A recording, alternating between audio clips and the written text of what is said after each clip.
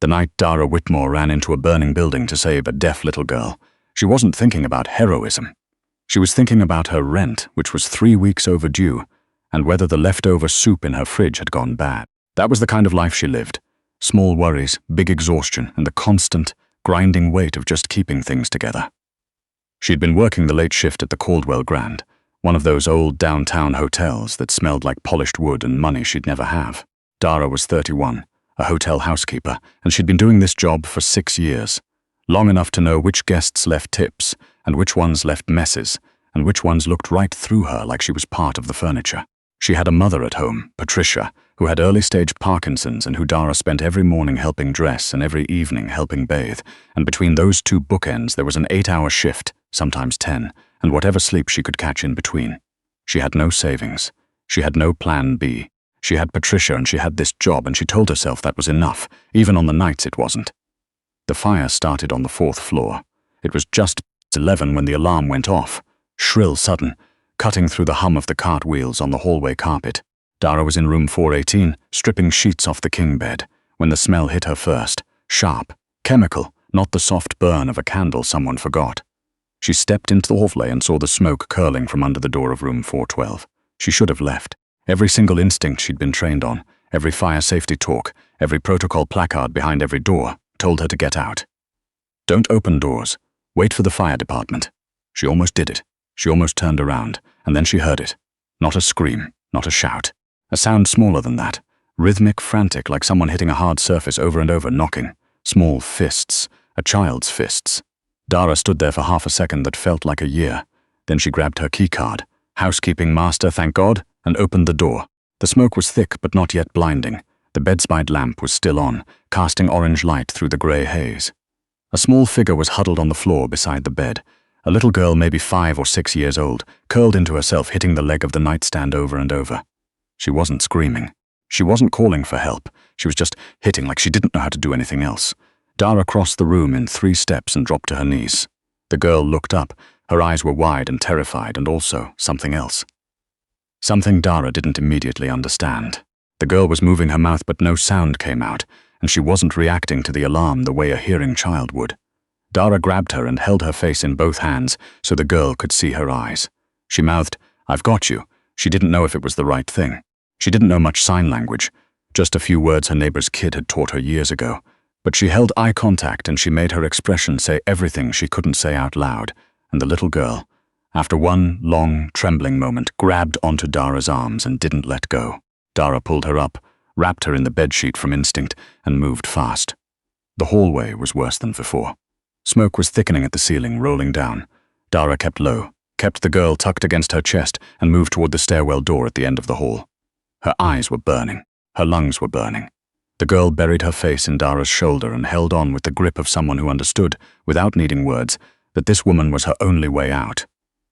They made it to the stairwell. They made it down. They came out into the cool night air, and Dara walked 10 steps onto the sidewalk before her knees gave out, and she sat down hard on the pavement, the little girl still in her arms. Both of them coughing, both of them trembling. The fire trucks were already screaming around the corner. Dara sat on the curb with the girl in her lap and thought absurdly about the soup in her fridge. She didn't know, not yet, whose daughter she was holding. The hotel staff came out in a rush, guests in robes and bare feet standing around on the sidewalk in confused clusters. A paramedic crouched in front of Dara and started checking the little girl's airways, and another one put an oxygen mask over Dara's face. And somewhere in all of that, a man came through the crowd like he was parting water. Dara noticed him the way you notice weather changing, a shift in pressure, in temperature, in the attention of everyone around you. He was tall, dark-suited despite the hour, and he moved with the particular economy of someone who had never once in his life had to raise his voice to be heard. 2 men flanked him, scanning the crowd with the kind of attention that wasn't hotel security. He stopped in front of Dara, he looked at the little girl, and something crossed his face. Something raw and unguarded that lasted maybe 2 seconds before the composure came back down like a curtain.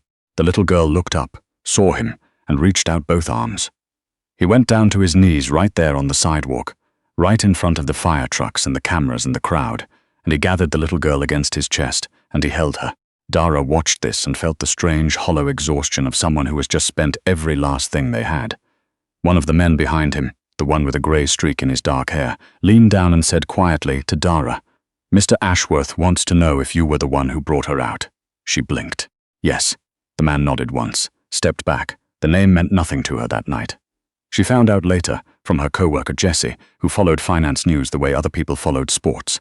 Vincent Ashworth, chairman of Ashworth Capital, 43, never photographed without a security detail, never seen doing anything as human as crouching on a sidewalk. His daughter, Maeve, 6 years old, profoundly deaf since birth, here with her nanny who'd slipped out to the hotel bar for what she'd described as just a few minutes. The nanny had evacuated with the other guests and assumed the child was behind her. His daughter, Jessie said, eyes wide, like she was reporting on an alien event. Of all the kids in that hotel. Dara went home at 2 a.m. and helped Patricia to bed and stared at the water stain on her bedroom ceiling and didn't sleep. She reported to work at noon the next day because she needed the hours. She did not expect Vincent Ashworth to be standing in the hotel manager's office when she arrived for her shift. The manager, Mr. Briggs, who was short and sweaty and had never once called Dara by her correct name in 6 years, was sitting very upright in his chair in the manner of a man who was deeply aware that the other man in the room was more important than anything he would ever do in his entire life.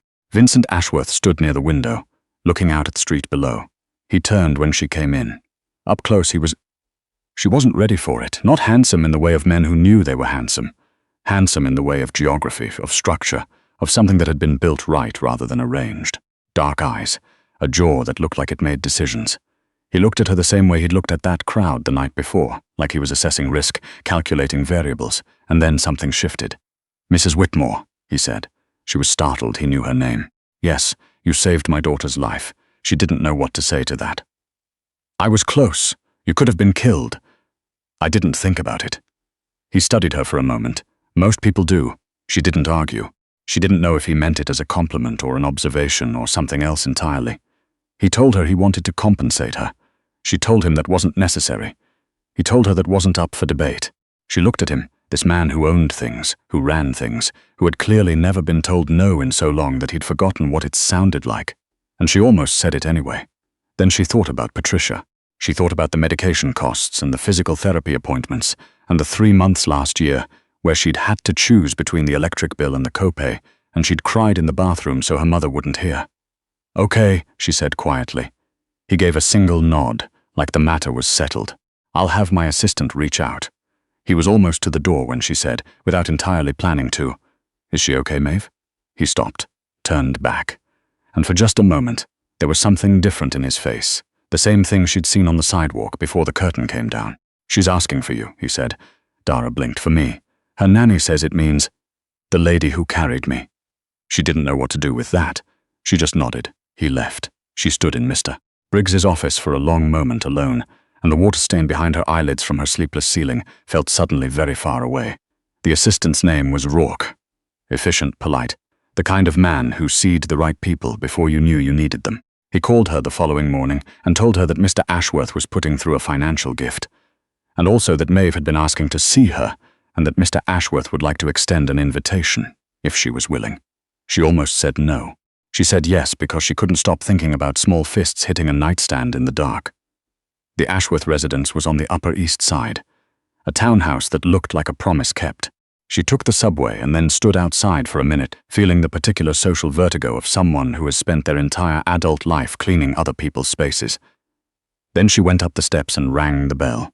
The woman who answered was around 60, grey-haired and sharp-eyed, and introduced herself only as the house manager. And Dara understood this was an entire profession she hadn't thought much about. Maeve was in a room that had been designed specifically for her. Soft lights, visual cues built into the furniture and walls, books with large illustrations.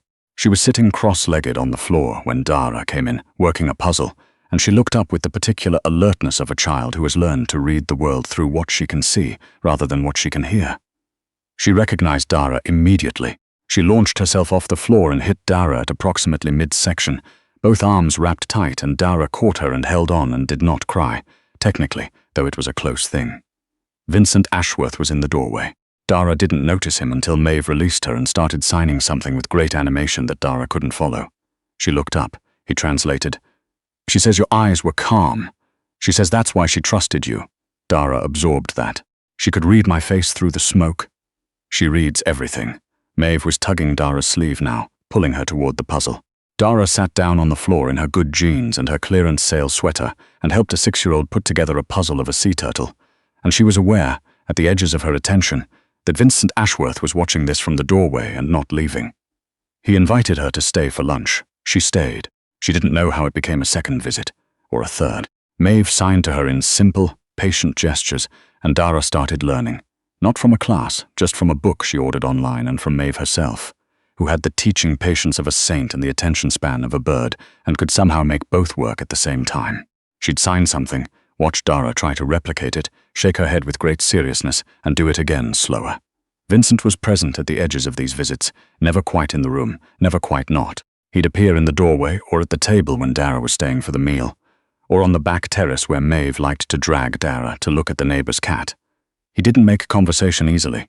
He asked questions when he was curious, and he was honest when he disagreed, and he said "I don't know" so rarely and with such evident difficulty that Dara noticed every time. She noticed other things too, over time. That he kept his phone face down when Maeve was in the room. That he'd learned far more sign language than most hearing parents of deaf children do, not just the basics but full conversations. That when Maeve was tired or overstimulated, he could read it in her before anyone else could, and he'd quietly redirect the whole room without making Maeve feel managed. She noticed that he did not have easy relationships with people. His staff respected him, some of them feared him, and she suspected that was about as close as most people got. His world had walls, not the angry kind, the cautious kind, the kind you build when you've been careless before and learned what it costs.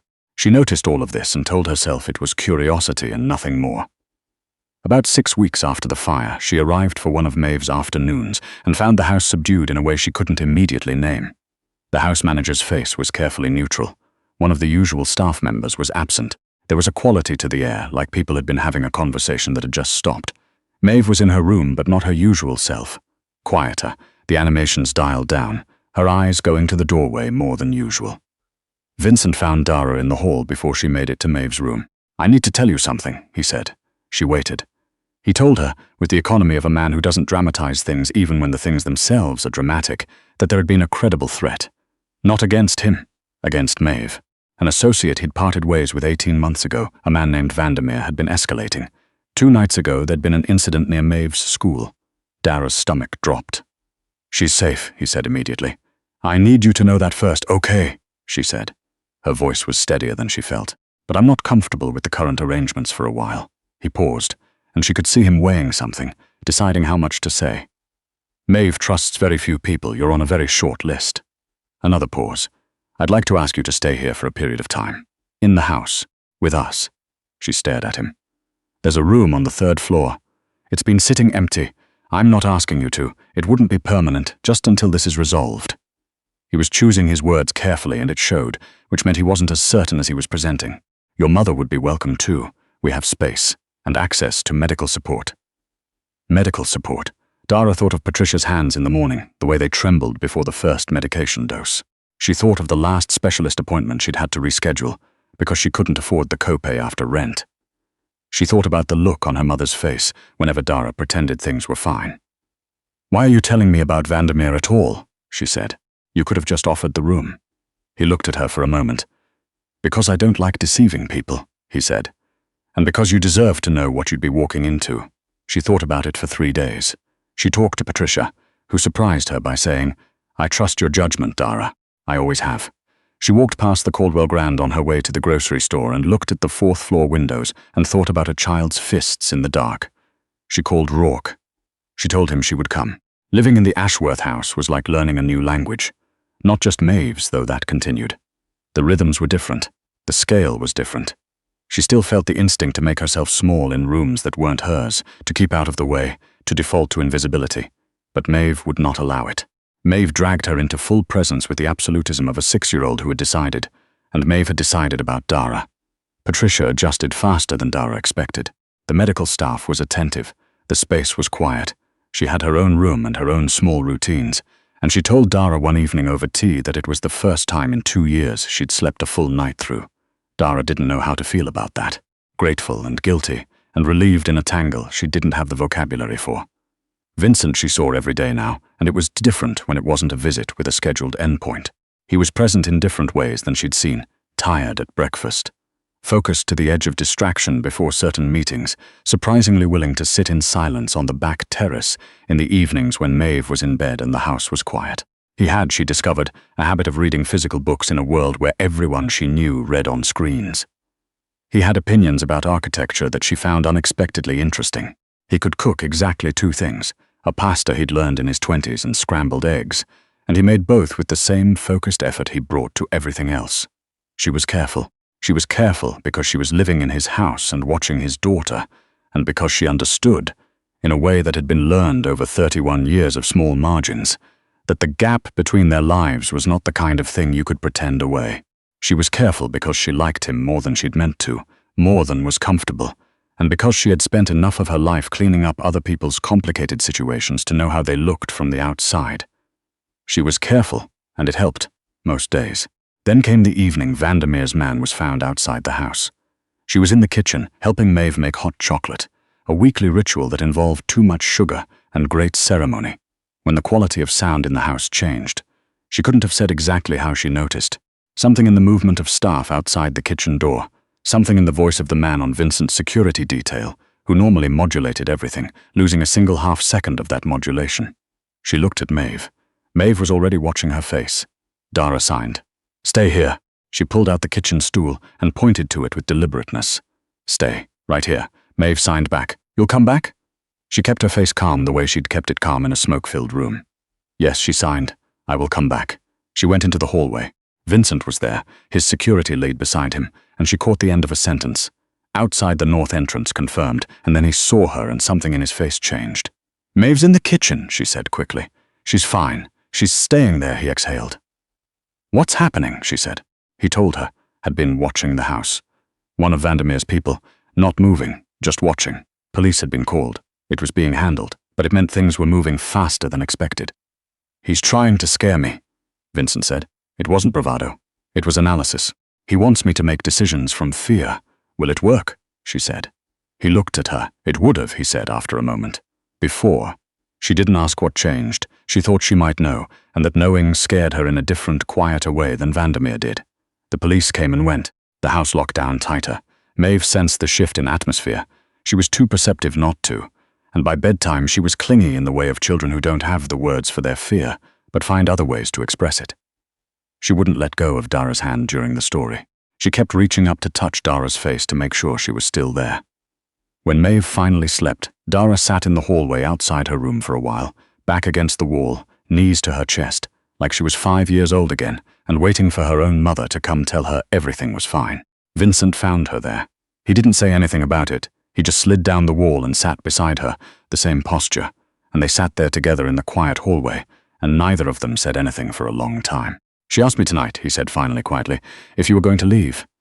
Dara didn't answer right away. "What did you tell her?" "I told her I didn't know." He paused. "I told her I hoped not." She turned her head to look at him. He was looking at the wall across the hallway. His profile in the low light was tired and exact and completely unguarded in the way of people who have stopped performing because they've forgotten there's an audience. "Vincent," she said. He turned. She'd never called him that before. She'd been careful about that too. The look on his face was not the look of a man who was surprised. It was the look of a man who had been waiting for something for long enough that he'd stopped letting himself expect it, and now it had arrived, and he didn't quite trust it yet. "I'm not planning to leave," she said. He nodded, slowly. Something in his shoulders released. "Okay," he said. That was all. But the thing between them that had been careful for weeks was slightly less careful after that, and they both knew it, and neither of them did anything about it that night except sit in the hallway until they were both ready to sleep. Vandermeer was arrested 6 weeks later. Tax fraud, wire fraud, and 3 additional charges Rourke summarized in an email that Dara mostly didn't understand but gathered was comprehensive. Vincent read her the relevant sentence with the particular satisfaction of a man who had been patient for a long time and had been right to be. The official reason for her stay in the house resolved itself. Dara started packing her things on a Thursday morning, slowly, with the particular weight of someone packing up a space that had become more home than she'd intended. She was folding a sweater when Maeve appeared in the doorway. She signed. "Where are you going?" Dara signed back. "I'm just organizing." Maeve's expression said she did not find this convincing. She crossed the room, sat on the bed, and watched Dara with the full, unblinking attention of someone who had learned to read very carefully. Then she signed something. A longer phrase than usual. Dara caught some of it, stay, and here, and what she thought was family, though she wasn't sure. She went and found Vincent. He was in his study. He looked up when she came in, and she had the sense he'd been waiting for this, or for something like it. "Maeve signed something to me," she said. "I think I got most of it, but I need you to translate." He came with her back to Maeve's room. Maeve repeated what she'd signed, with the precision of someone making sure it was accurate. Vincent watched her hands. He was quiet for a moment after. "She says," he said carefully, "that she doesn't understand why you would leave when this is already your home." Dara looked at Maeve. Maeve looked back with 6-year-old certainty. She looked at Vincent. He was watching her the way he'd watched her across a sidewalk while paramedics checked his daughter's airways. Like she was something he hadn't accounted for. Like she had changed the variables. "I didn't want to assume," Dara said. "Dara," his voice was quiet. "You carried my daughter through smoke and fire. You learned her language. You sat on the floor of her room for 6 weeks and made her feel safe. You sat in the hall outside her door because she was scared." He paused. "You think I'm asking you to leave?" she exhaled. "I think I didn't know if I was allowed to stay." "You were always allowed," he said. "I just didn't know how to say it." Maeve, apparently done with the conversation part of this, took Dara's hand in one of hers and Vincent's in the other, and walked them both toward the kitchen with the commanding efficiency of a 6-year-old who had decided the hot chocolate ritual was overdue. Dara laughed, the kind that comes out before you can be careful about it. Vincent looked at her when she did. He smiled too, and it was the most unguarded thing she'd ever seen on his face, small and certain, like something returning after a long time away. She didn't finish packing that Thursday. She didn't finish it the Thursday after either. By the time spring came, there was nothing left to pack, because everything she owned had found its way into corners and drawers, and the particular places things settle when they belong somewhere, and Maeve had put a drawing she'd made of the 3 of them on the refrigerator, with a magnet shaped like a sea turtle, and Patricia was sleeping through the night, and the window in the kitchen let in the morning light at an angle Dara had come to love without ever deciding to. Some things don't announce themselves. Some things just become true, quietly, while you're busy being present for something else. She had run into a burning room without thinking about it. Everything after that, she'd walked into with her eyes open.